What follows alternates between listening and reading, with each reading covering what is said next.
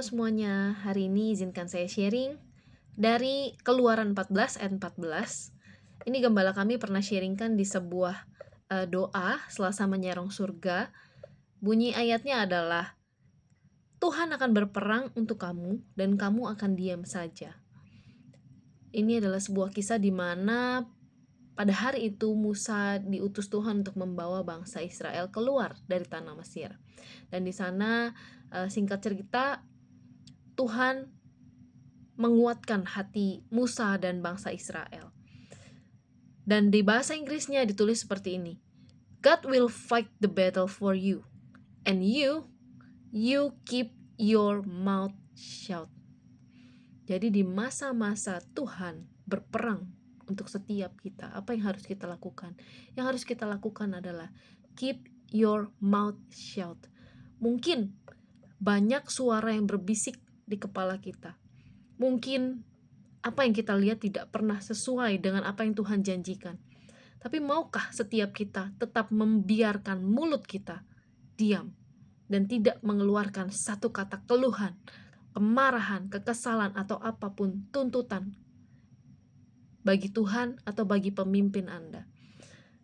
Hari ini, apa yang sedang kita alami, mungkin ada sesuatu yang mustahil di depan setiap kita. Tapi maukah tetap kita memegang teguh ayat ini, supaya detik battle itu datang di hidup kita, mulut kita tetap dipakai untuk membangun dan bukan lagi meruntuhkan.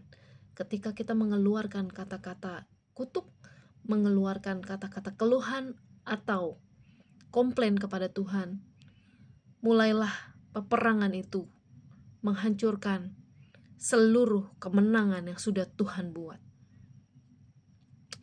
Saya punya kesaksian. Sebelumnya pada tahun lalu ada sebuah sekolah yang sebenarnya sudah pernah dimenangkan oleh gereja kami, Overcomer Church.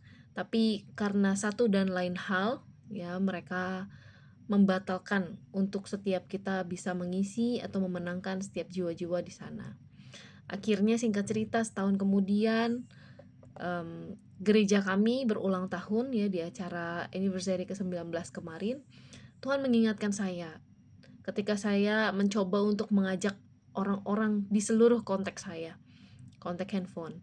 Lalu Tuhan berkata, mau nggak kamu ajak lagi gitu, guru ini gitu. Ada beberapa guru yang diminta Tuhan untuk ajak lagi gitu ya. Akhirnya saya iseng-iseng, saya kirim invitation, saya ajak.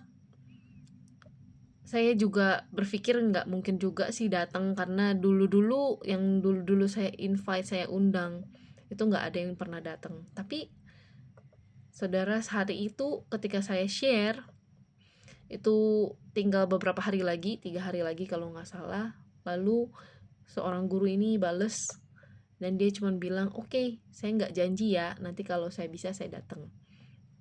Singkat cerita, di hari itu adalah hari Sabtu, beliau ternyata datang. Dan singkat cerita, kita akhirnya catch up, ya, apa yang tadinya terputus kita catch up.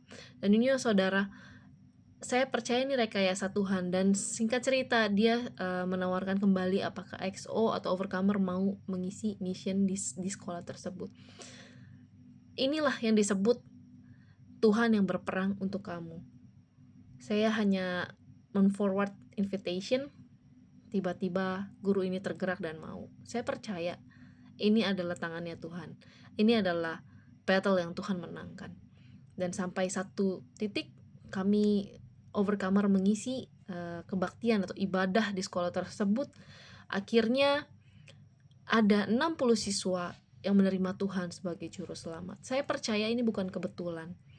Mungkin hari ini Anda melihat bahwa ini adalah hal yang biasa dan simple, tapi menurut saya ini adalah sesuatu yang luar biasa, karena di mana ada satu orang diselamatkan, seisi surga bersorak-sorai. Saya percaya ketika anak-anak itu diselamatkan, surga bukan lagi hanya bersorak-sorai, tapi bergoncang, karena 60 orang beruntun dimenangkan oleh Tuhan. Saudara, inilah yang dimaksud Tuhan berperang untuk setiap kita, dan kita akan diam saja. Terima kasih saudara, God bless you.